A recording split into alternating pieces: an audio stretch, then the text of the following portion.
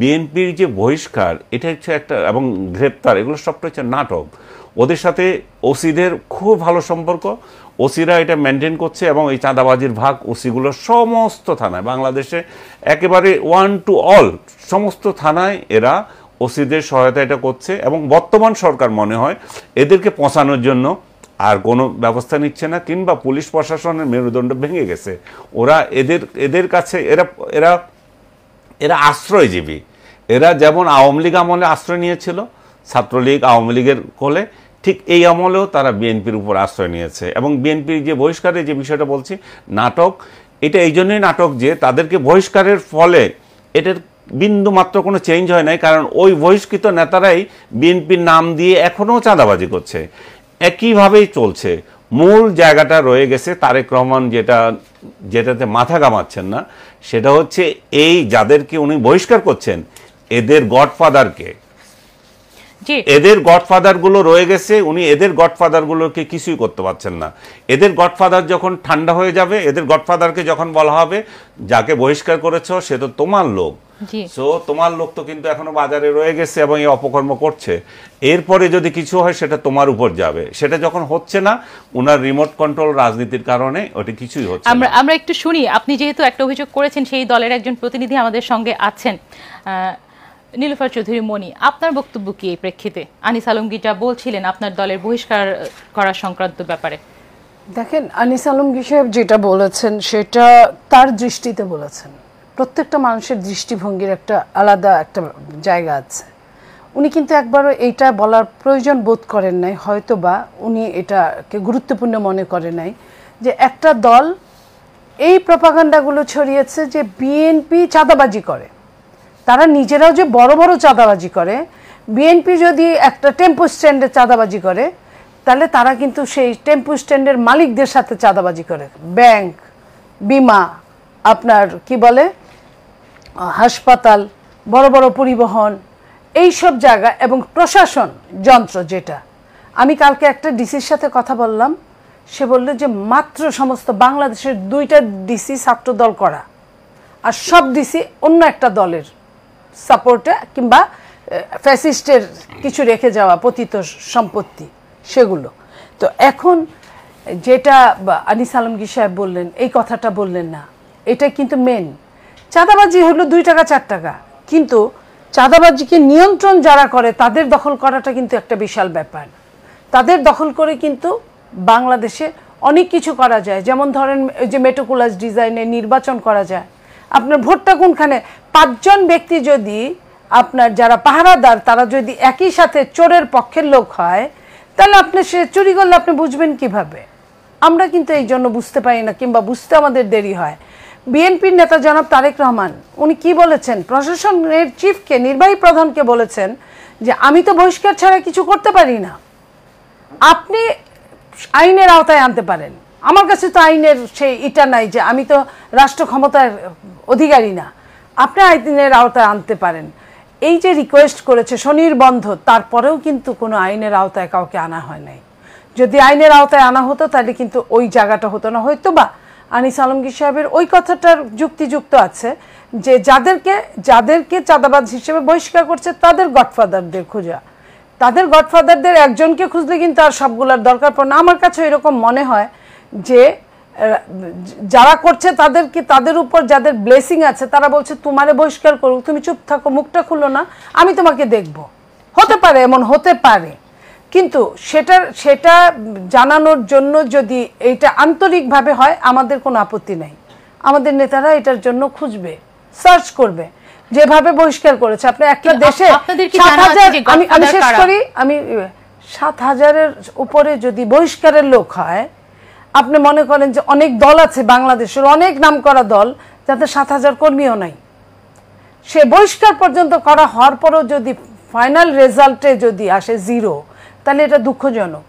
এটার পিছনে কিন্তু আবার ওই মেটিকুলাস ডিজাইন, যে মেটিকুলাস ডিজাইনে ফ্যাসিস্টের পতন হয়েছে সেটা ঠিক ছিল, কিন্তু ওই যে বলে না যে কাফের মারতে মারতে এখন তো ফেরেশতাও সব মারা শুরু হয়ে গেছে। তো তাহলে বাংলাদেশে থাকবেটা কি?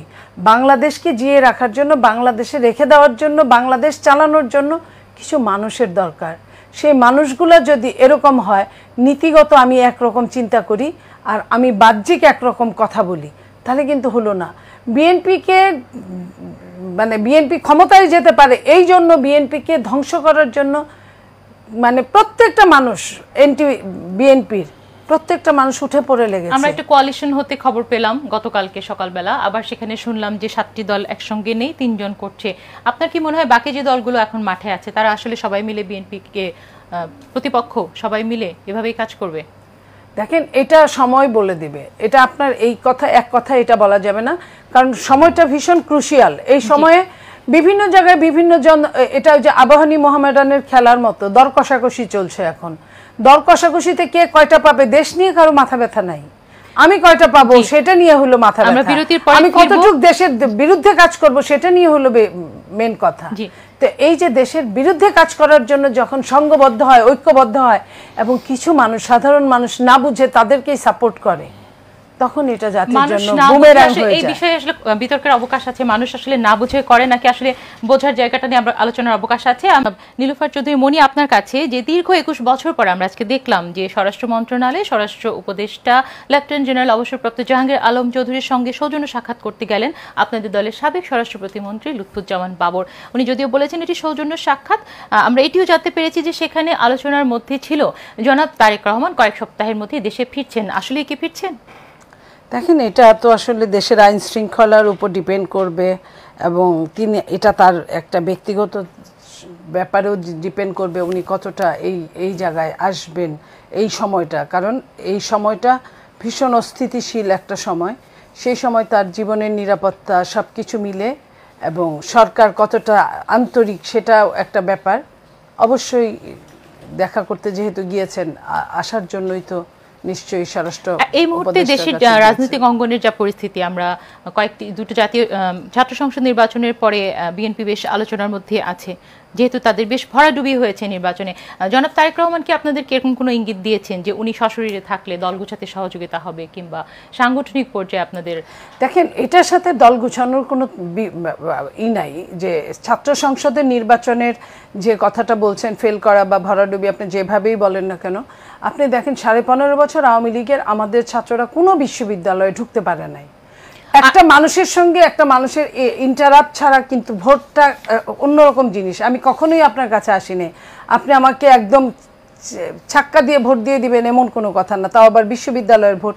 এইখানে কাজের সময় তার কতটা সে আন্তরিক, কিসের জন্য আন্তরিক, হলের ভেতরের একটা ব্যাপার থাকে, বিশ্ববিদ্যালয়ের ভেতরের ব্যাপার থাকে, সেগুলোতে আমাদের ছেলেরা যেতেই পারে না। নাম্বার 1। নাম্বার 2 হলো আমাদের নমিনেশনটা দিয়েছে একদম শেষ দিকে, একদম শেষে, লাস্ট দিন সময় বাড়িয়ে।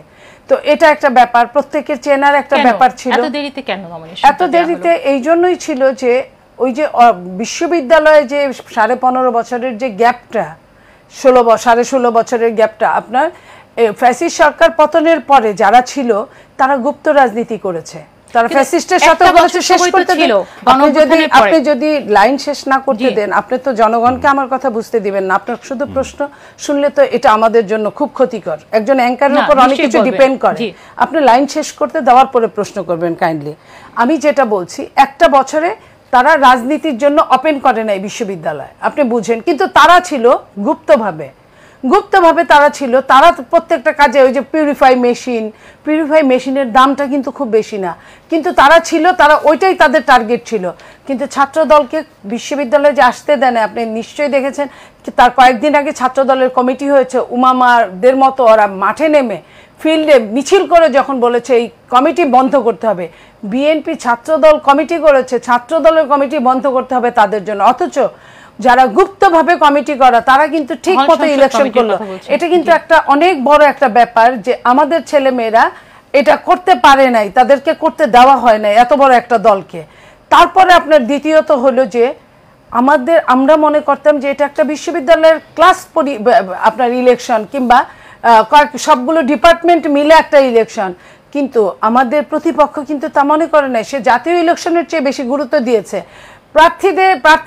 ভোটারদের বাড়ি বাড়ি একদম মোফাসলে পর্যন্ত গিয়ে তাদের কি লাগবে, তাদের কার কম্পিউটার লাগবে, কার বাড়িতে জমি নিয়ে দলাদলি, কার টাকা পয়সা লাগবে, কার একটা চাকরি লাগবে, এইসব করে তাদের একদম সর্বোচ্চ দিয়ে তারা মাঠে নেমেছে।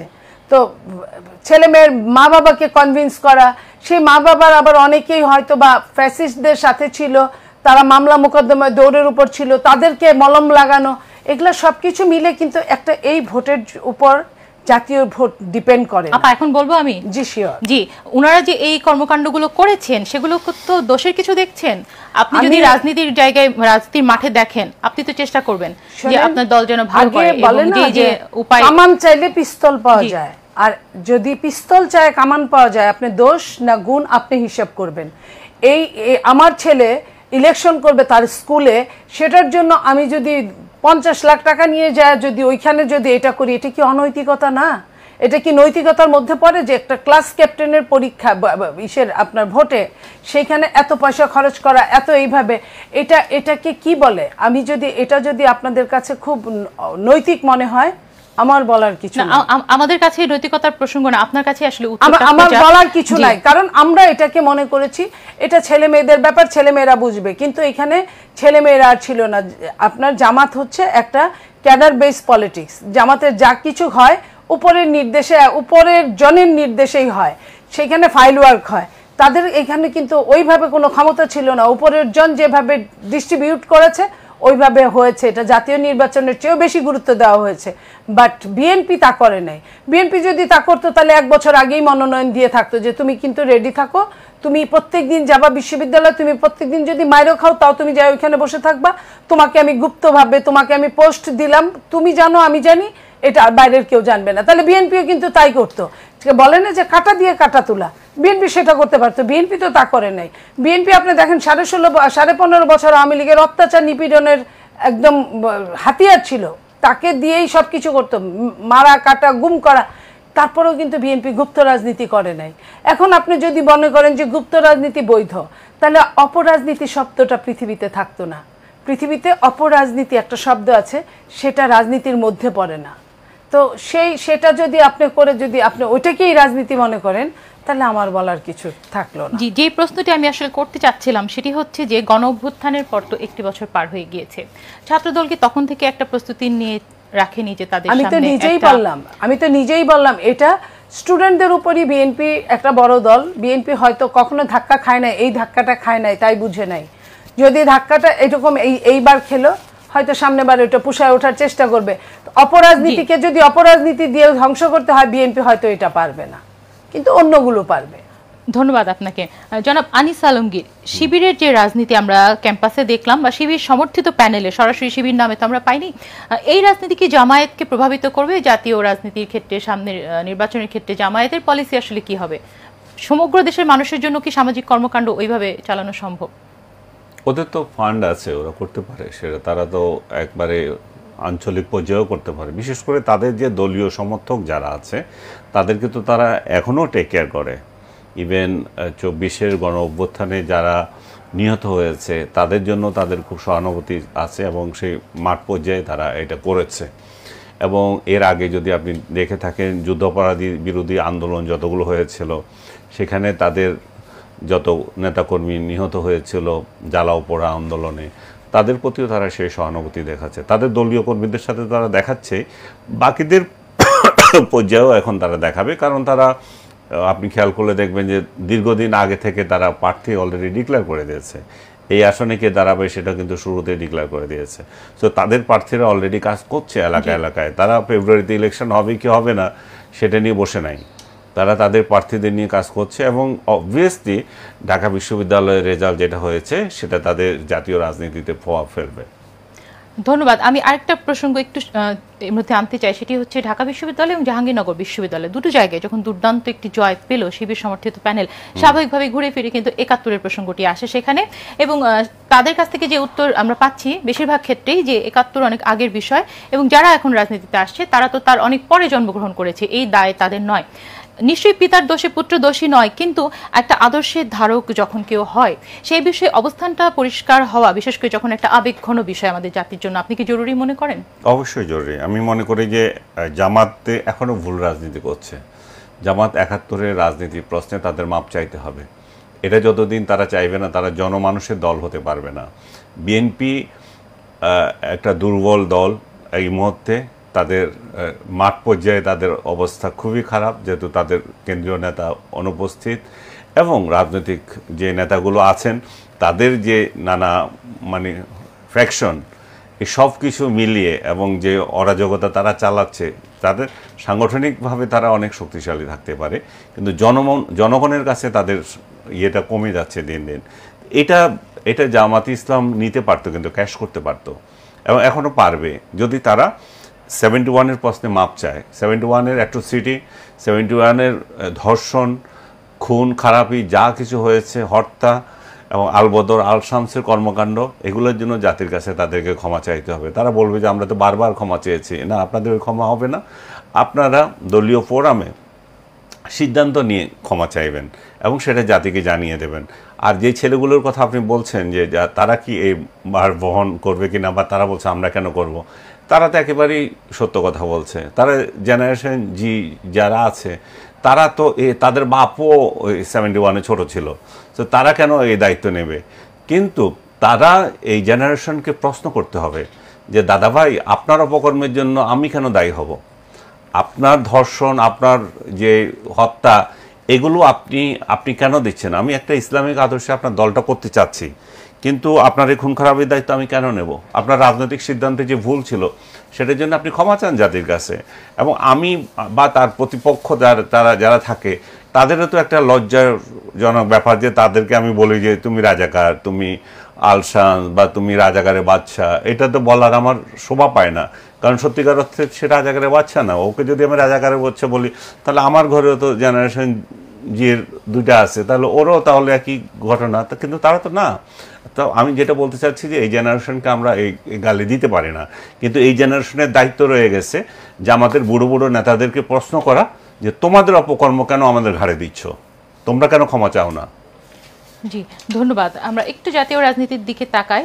আপনার কাছেই জানতে চাই যে আমরা জানি যে জুলাই সনদ চূড়ান্ত হয়েছে, সেটি নিয়ে আলোচনা চলছে, বাস্তবায়ন পদ্ধতি বা প্রক্রিয়া নিয়ে বেশ আলোচনা এবং দ্বিমতের ব্যাপার স্যাপার আমরা দেখতে পাচ্ছি, সেখানে বিতর্ক রয়েছে। এর মধ্যে আমরা একটি গোল টেবিল বৈঠকে দেখলাম জাতীয় ঐকমত্য কমিশনের সহসভাপতি আলী রিয়াজ বলেছেন যদি ফেব্রুয়ারিতে নির্বাচন হতে হয় তাহলে 3টি পরামর্শ উনি দিয়েছেন, 3টি পথ খোলা আছে বলেছেন। প্রথমত, নির্বাচনের পূর্ব শর্তগুলো রাজনৈতিক দলগুলোর পূরণ করা, দ্বিতীয়ত সরকারের দৃঢ় অবস্থান নেওয়া, তৃতীয়ত সংস্কার না করে বসে থাকা।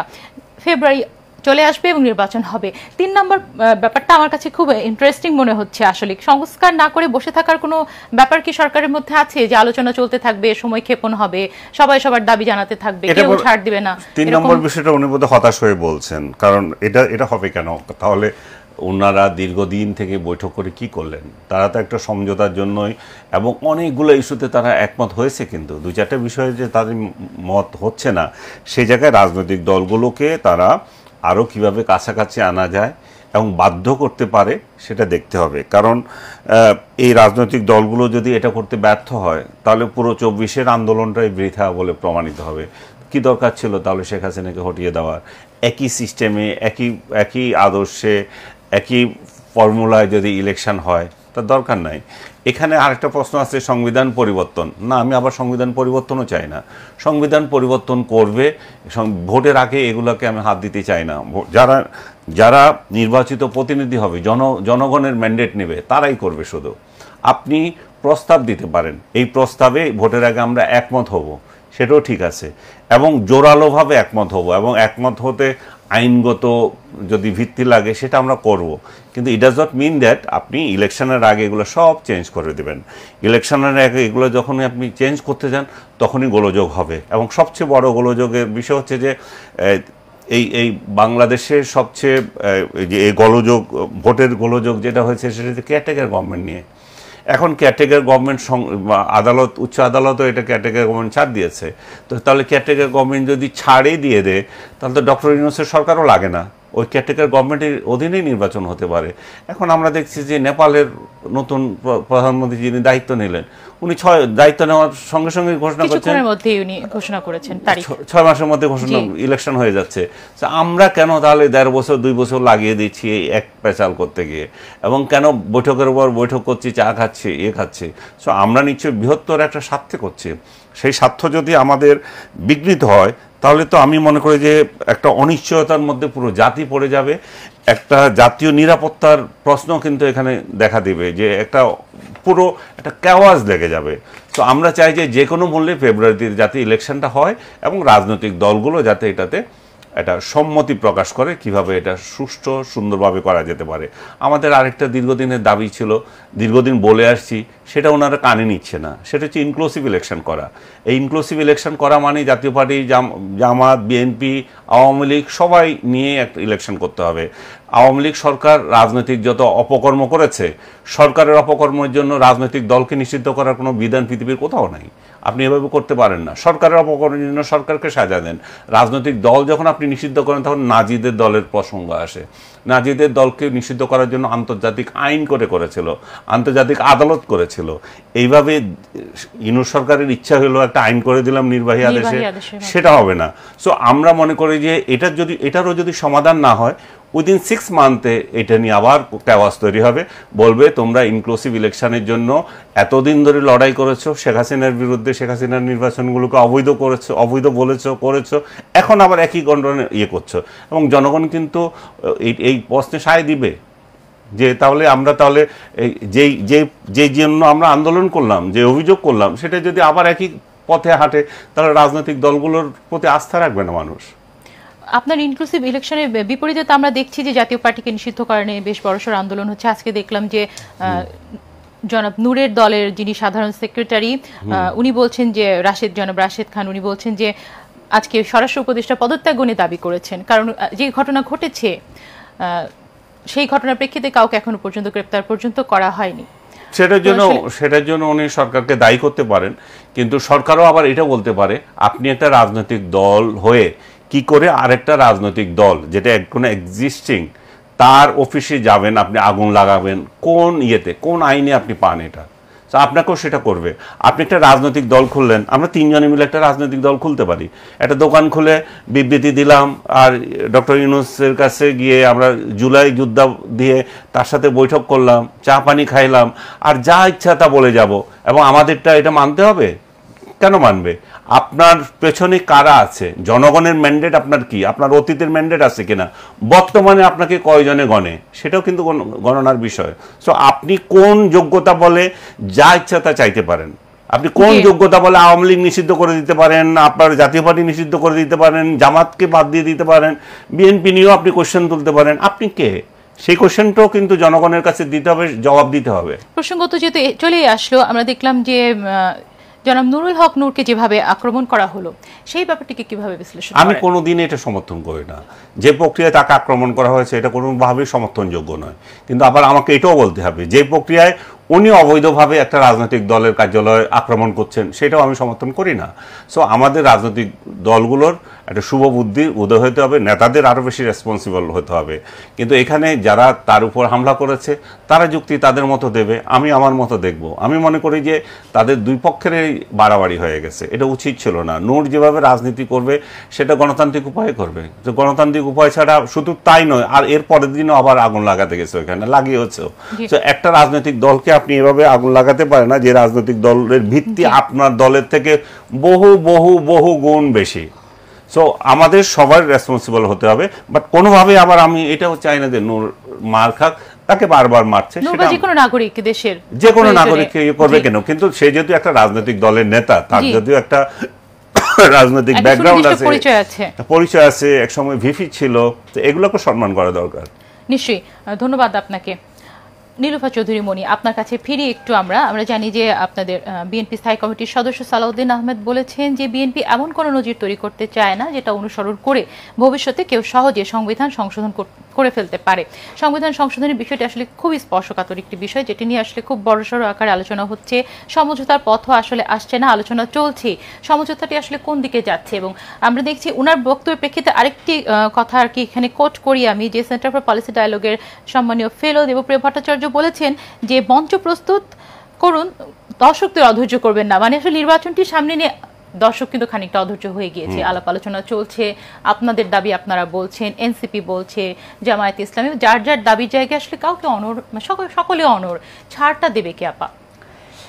এটা তো সরকারেরই এই আলোচনা করা উচিত। দেবপ্রিয় ভট্টাচার্য যে কথাটা বলছে, জনগণকে অধৈর্য করবেন না, এই যে জনগণকে অধৈর্য হওয়ার সুযোগ করে দিচ্ছে সরকার। কারণ সরকার যদি বলে যে এই মুহূর্তে এই ঘোষণাপত্র এইভাবে হতে পারে না, এটার জন্য আলাদা একটা নির্বাচিত সরকারের দরকার। এই সময়ে আপনার পিআর হতে পারে না, কারণ এটার জন্য একটা নির্বাচিত সরকার দরকার। এই সময়ে নির্বাচন দরকার, এই কারণে গণপরিষদ নির্বাচন হতে পারে না। এই কথাগুলো কিন্তু আপনার বলে নাই সরকার প্রধান, এই নির্বাহী প্রধান, যে নির্বাহী আদেশে জুলাই সনদ হলে আরেকটি নির্বাহী আদেশে যে জুলাই সনদ বাতিল হতে পারে, এটা কিন্তু সরকার বলতে পারতো, সরকার প্রধান, যে আমি করে দিয়ে গেলাম। তারপরে যখন আরও ইলেকটেড সরকারের ক্ষমতা কিন্তু আরও বেশি থাকে, সে তো এক কথায় আপনার হাজয় যুক্ত হয়েছে, হাজয় যুক্ত হয়েছে, হাজয় যুক্ত হয়েছে বলে আদেশ বাতিল করে দিতে পারে। তাহলে কি হবে আপনি আমাকে বলেন। আপনার ইনডেমনিটি হয়েছিল শেখ মুজিব হত্যাকাণ্ডের, নাকি আনিস ভাই? সেটা দিয়ে বন্ধ হয়েছিল। তারপরে কি আবার আরেক সরকার এসে ওটাকে বিলুপ্ত করে আবার নতুন করে আবার মামলা চালিয়ে কি ফাঁসি দিয়েছে না? তো এটা সরকার টু সরকার ভ্যারি করে। এটাই গণতন্ত্র, যে যার হাতে যখন থাকবে সে চাইলে অপব্যবহার করতে পারে। বিলুপ্ত করতে হয় না, আমাদের সংবিধানের সাথে এটা সাংঘর্ষিক, যে কোনো ভাবে ফেলে দিতে পারে। আপনি এই যে তারা মনে করছে যে আমি গর্তে মুখ ঢুকিয়ে আছি, আমি কাউকে দেখছি না, কেউ বোধহয় আমাকে দেখছে না, সবাই সবাইকে দেখতে পায়। এটা যারা আন্দোলন করার জন্য এক একটা সুযোগ খুঁজছে। আবার ওই দেবপ্রিয় ভট্টাচার্যের কথাই আসি, সরকার অবশ্যই অধৈর্য করানো ঠিক না। সরকার একটা টাইম লাইন দিয়ে দেওয়া উচিত যে এটার বাইরে আপনারা আর কথা বললেন না, আমরা একটা নির্বাচন দিতে চাই সবার মঙ্গলার্থে, আপনাদের মঙ্গলার্থে আমরা একটা নির্বাচন দিয়ে আপনাদের মানে সুনামের সাথে আমরা চলে যেতে চাই। সেটা কিন্তু সরকার বলতে পারে। সরকারের প্রায় 1.5 বছরের বেশি হয়ে যাবে সরকার ওই ফেব্রুয়ারিতে নির্বাচন দিল, যেখানে আপনার নেপাল 6 মাসে দিয়ে দিয়েছে, প্রথম দিনই উনি ক্লিয়ার করে ফেলেছে। তো আন্তরিকতা থাকলে কিন্তু ক্লিয়ার করতে অসুবিধা হয় না। আন্তরিকতার সমস্যা থাকলে প্রত্যয় বারবার যোগ করতে হয়। এটা হতেই হবে, এইটাই করতেই হবে, এটা হবেই, এই প্রত্যয় যোগ দিয়ে মানুষকে বিশ্বাস করানো যায় না। বিশ্বাসটা হলো কথা এবং কাজের মিলটা। জি ধন্যবাদ। আমরা এই বিষয়ে আরো একটু আলোচনা করব, নিয়ে নেব একটা ছোট্ট বিরতি। বিরতির আগে আমরা যে প্রশ্নটি রেখে যেতে চাচ্ছি, আমরা গণ অভ্যুত্থানের সম্মুখ সারির যে শক্তি দেখেছিলাম জাতীয় নাগরিক পার্টির নেতারা, তারাও কিন্তু আসলে ছাত্র নির্বাচনে বেশ আশানুরূপ ফলাফল করতে পারেনি, খুবই খারাপ অবস্থা দেখতে পেয়েছি। সেই প্রশ্ন বা এনসিপিও কোনো বড় শক্তিশালী অর্গানাইজেশন না, এটা হচ্ছে একটা খিচুড়ি অর্গানাইজেশন। সরকারকে পতনের আন্দোলনে জাতীয়তাবাদী ছাত্রদল, ইসলামী ছাত্র শিবির, অন্যান্যরা, বাম, সব সম্মিলিতভাবে একটা আন্দোলন করেছে। তার মাঝখান থেকে মাস্টার মাইন্ড কয়জন বের হয়ে গেছে, তারাই করছে, তারা প্রমিনেন্ট ছিল, তাদেরকে পুলিশ গ্রেপ্তার করেছে, ডিবি পুলিশে নিয়েছে, সরকার প্রধান নিজেই মাস্টার মাইন্ড আখ্যা দিয়ে তাদেরকে বানিয়ে দিয়েছে, মন্ত্রী বানিয়ে দিয়েছে। তাতে করে তারা একটা লাইমলাইটে চলে এসে, তার মানে এই নয় যে বাকিরা কিছু করে না। এই যে ছেলেটা ভিপি হলো, সে তো একইভাবে কাজ করেছে, যে ঢাকা ইউনিভার্সিটি যে ভিপি, কিন্তু তার তো টার্গেট ছিল আমি মন্ত্রী হতে যাব না, আমি এখানে থাকবো। সেরকম অনেকের টার্গেট আছে যে আমরা ওদিকে যাব না। সো এরা একটা দল করেছে। আমি মনে করি যে এরা সরকারে যাওয়া যেমন ভুল করেছে, দল করা আরেকটা ভুল হয়েছে। সো এরা দিন দিন হয়তো এখন উপলব্ধি করবে যে এটা কেন করেছে। তাদের দলে অনেক সম্ভাবনাময় তরুণ আছে, যাদের সাথে আমার দেখা হয়, টকশোতেও আলাপ হয়, তাদেরকে আমি খুব আন্তরিকভাবে পাই। এদেরকে অনেকে অনেক বদনাম করে, বাট আমি কোনোদিন বদনাম করার মতো কিছু পাই না। বিশেষ করে ওদের কেন্দ্রীয় 2-4 জন নেতাকে বদনাম করা যায়, কিন্তু সাধারণ যেগুলো আমাদের টকশোতে দেখা হয়, তারা অনেক প্রতিভাবান ছেলে মেয়ে। সো তারা সামনে তাদের রাজনীতি কিভাবে এগিয়ে নেবে আমি জানি না। এই ডাকসুতে তারা যে বিপর্যয় হলো বা চাকসুতে হলো, সেটা হচ্ছে তাদের সাংগঠনিক ভিত্তি তো নাই আসলে। তারা তো ওই যেটা বললাম যে শব্দটা এদের সাথে যাচ্ছে না, হয়তো মিক্সড একটা চারিদিক থেকে আসছে। এদের আদর্শ বলতেও ওইভাবে একটা সলিড না। সো এই ধরনের সাময়িক এসে তারা সাময়িক বিলুপ্ত হয়ে যাবে। আমি আজকে দেখেছি কোন একটা পত্রিকায় লিখেছে যে বাকশাস বিলুপ্ত করার কথা ভাবছে এনসিপি। তারা ঘোষণা করেছে এটা আজকে, ঘোষণা করছে ওরা বিলুপ্ত করে দেবে এরকম বলেছে, করে দিবে, এবং বেশ হতাশা পোষণ করেছেন এনসিপি নেতা। এটা হতাশা পোষণ করার মতোই, কারণ এখানে ওই যে আশা তারা করেছিল ছাত্র সমাজ তাদের দলে চলে যাবে, কারণ ছাত্র সমাজ যাবে না, কারণ তাদের যে ছাত্র নেতারা যেগুলো করছে, বিভিন্ন জায়গায় চাঁদাবাজি করছে, যেই হারে ফুলে ফেপে ওরা বড় হয়ে গেছে, এটা তো সাধারণ ছাত্ররা সহ্য করবে না। সাধারণ ছাত্ররা তো দেখেছে, সাধারণ ছাত্ররা যেভাবে আপনি আগে বলেছিলাম যে ছাত্র দলের যে কার্যক্রম, গুন্ডামি এবং দখলবাজি, যেটা ছাত্রলীগের রিপ্লেসমেন্ট, এটা তারা পছন্দ করছে না। যে একই কায়দায় এই বাকশাস যেটা আছে তাদেরটাও করছে না। এখন এনসিপি যে কাজ করছে, এনসিপির কেন্দ্রীয় 2-4 জন বাদ দিলে, বা আমি যাদের কথা বললাম যাদের সাথে আমার দেখা হয়, ওরা ছাড়া এনসিপিরও তো একটা বড় অংশ অকার্যকর হয়ে আছে। এনসিপিকে অনেকে বলে যে এটা জামাতের বি টিম। এখন জামাতের বি টিম হিসাবে এরা কোনদিন জামাতে বিলুপ্ত হয়ে যায় সেটারও তো কোনো পাত্তা নাই। ওরা হয়তো মাইন্ড করবে যে তাদের ছাত্র সংগঠন যেমন আজকে তারা বিলুপ্ত করার কথা চিন্তা করছে, হয়তো সেন্ট্রালি ওরা বিলুপ্ত করার কথা চিন্তা করবে, কারণ তাদের অনেকে আবার বিএনপিতে যাবে না জামাতে যাবে, এটা নিয়েও তাদের মধ্যে আছে। আমি তো দেখলাম একজন উপদেষ্টাও সম্ভবত চলে যাবে এই বিএনপিতে, দরজা ঠিক হয়ে গেছে, লন্ডন গিয়ে কি সব পাকাপাকি হয়ে আসছে বোধহয়, আরো ভালো বলতে পারবেন। তো আরেকজন উপদেষ্টা আছে, সেই ইলেকশন নাম কি বলতে পারবেন, কার কথা বলছেন?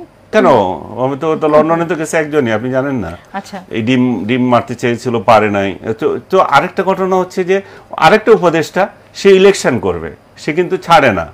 আবার যখন বলা হয় যে তাহলে সে কি ওদের দল থেকে করবে কিনা, সেখানেও বলে যে না, এনসিপি থেকে করবো, এমন তো কোনো গ্যারান্টি নাই। তার মানে এরা এখনো ওই যে আপা আরেকটা কথা বলছিল, দরকার সকর্ষিতে কোথাও আছে। এরা যে নিজের শক্তিতে একটা দল করার যে চিন্তা এবং একটা আদর্শ নিয়ে এগিয়ে যাওয়া, মুক্তিযুদ্ধকে ধারণ করা, এগুলো করে নাই। বাংলাদেশের রাজনীতিতে মুক্তিযুদ্ধকে অবহেলা করে কোনো রাজনৈতিক দল এর আগাতে পারবে না। কিন্তু 5 আগস্টের পর মুক্তিযুদ্ধকে সবচেয়ে অবহেলা যারা করেছে, তার মধ্যে বিএনপি 1 নম্বরে, আমি বলবো যে এনসিপিও 1 নম্বরে হতে পারে। এর 1 নম্বর কে হবে এটা নিয়ে প্রতিযোগিতা আছে বিএনপি আর এর মধ্যে। জামাত করেছে কিন্তু খুবই চালাক, যে তারা গায়ে কোনো কাদা লাগায় না। আমরা কিন্তু একটা উল্লেখযোগ্য ঘটনা দেখেছি যে নির্বাচিত হওয়ার পরের দিনই ডাকসুর ভিপিজিএস তারা কিন্তু বুদ্ধিজীবী কবরস্থান জিয়ারত করতে গিয়েছেন। এই প্রথমেই এই পদক্ষেপটিকে একটা ইতিবাচক ভাবমূর্তি দেওয়ার চেষ্টা, যে এই বিষয়ে তাদেরকে নিয়ে আসলে বিতর্ক থাকে, তারা এটা করেছে, ডাকসুর পুরনো নেতাদের সঙ্গে দেখা করেছে, এটা একদিক দিয়ে ভালো। আবার আপনি যদি ক্রিটিক্যাল থিঙ্কিং করেন, তোমার যদি এটা করতে হয়, ওদেরকে যারা হত্যা করেছে তাদেরকে আগে মাপ চাইতে বলো না। তুমি বুদ্ধিজীবীদের কবরে গিয়ে দোয়া করতেছো, কিন্তু বুদ্ধিজীবীদেরকে যারা হত্যা করেছে, আলবদর, আল শামস, এগুলো তো তোমাদের দাদাদের দলে রয়ে গেছে, এবং এদের ইতিহাস তোমাদের আরেক দাদা পাকিস্তানে বসে লিখছে, এবং তাদের আলবদর বইতে এগুলোর খুব সুন্দর করে লেখা আছে। আমাদের পূর্ব পাকিস্তান ভাইয়েরা কি কি কাজ করেছে, কি কি সুনামের সঙ্গে এই দেশকে ঐক্যবদ্ধ রাখার জন্য দায়িত্ব পালন করেছে। সো আমি মনে করি যে সেটা আগেও বলছি আপনাকে, তাদের এই যে জেনজিকে প্রশ্ন করা উচিত যে আমরা শহীদ মিনারে যাব, আমরা স্মৃতিসৌধে যাব, আমরা বুদ্ধিজীবী স্মৃতিসৌধে যাব, আমরা এই দেশে 71 প্রশ্নে যে বিভক্তি, সেটাকে আমরা রাখতে চাই না। কিন্তু তার আগে আপনারা একটু মাপ চেয়ে নেন দয়া করে। জি, ধন্যবাদ। নীলুফার চৌধুরী মনি, আপনার কাছে আরেকটু যাই, সামনে যেহেতু আরেকটা নির্বাচন আসছে রাকসুতে, ছাত্র শিবির, সেখানে তাদের সমর্থিত প্যানেলের যে শক্তি সেটি বলেছেন ইনক্লুসিভিটি। তাদের ক্ষেত্রে ভিপি হিসেবে থাকছেন শিবির সমর্থক একজন, জিএস হিসেবে থাকছেন একজন সমন্বয়ক, এবং এজিএস প্রার্থী থাকছেন এমন একজন যিনি ক্লাব অ্যাক্টিভিস্ট। এছাড়াও ওখানে জুলাই যোদ্ধা, আহত, সাহিত্য সাংস্কৃতিক কর্মী, সনাতন শিক্ষার্থী এবং 3 জন নারীকে রাখা হয়েছে। এটি তাদের শক্তি। ছাত্রদলের কি শক্তি বা মূল ফোকাস পয়েন্টটা কি থাকছে সামনে? দেখেন, ছাত্রদল তো বলেছি আমি, ছাত্রদল প্রকাশ্য রাজনীতি করে, ওইখানে কোনো সম্মিলিত জোট টোট এইসব কি ছাত্রদল করে না, ছাত্রদল নিজের নামেই করেছে। আমার কথা হচ্ছে যে রাষ্ট্রে এই মুহূর্তে এমন কোনো নাই যেটা এরশাদের সময় সম্মিলিত আপনার ঐক্য পরিষদ ছিল, হ্যাঁ, সেটা ছিল, সব ছাত্ররা মিলে এরশাদের বিরুদ্ধে ছিল। এখন তো ওরকম কিছু নাই, তো এরকম কিছু করার কোনো কারণ নাই। এটা যারা করছে তারা করছে, এটা আমি তাদেরকে এইখানে অনৈতিক বলবো না, এইখানে তাদের নীতি আছে, এখানে ছাত্ররা মিলেমিশে কারোর না কারোর সঙ্গে ভালো লাগতেই পারে।